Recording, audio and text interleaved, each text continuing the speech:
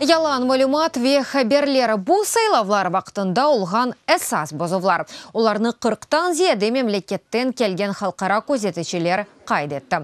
Көзетішілерінің фикрінже президент сайлавларының бірінші басамағы рақабет күчі олған ве демократик. Әті украинлер сербест ве асла проблемсыз рейбере білділері ве үч аптадан сон халқара көзетішілері айны бойле тарызда сайлавларының екінші басамағыны незарет әтежеклер.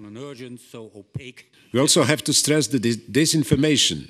Кайд етмеліміз ки бұ ялан малюмат ве хаберлер бұ сайлав алды компанияларда ғайет бұйық бір ер алды ве тесіретті. Ялан малюматнан сайладжыларға муаян тесіріні есаплап оламасақ біле, біз білеміз ки әм ички әм тыштан кірішівлер олды. Олар бар еді. Мисал оларақ намзетлерінің ниетлері компаниялары ве өзлері хабер басталарында насыл етіп көстерілгені. Авропада ишбірлік ве телекөсізлік тәшкілаты да Украина президенті сайлавларыны сербест ве рекабетке қабилиетлі деп адландырды. Олар намзетлерінің чоқ сайда олғанына ве сайлайджыларының келмесі юксек олғанына қайдеттілер. Боқта тәшкілат миссиясының қысқа мұдетлі көзетежілерінің ребері Элька Канерва білдірді.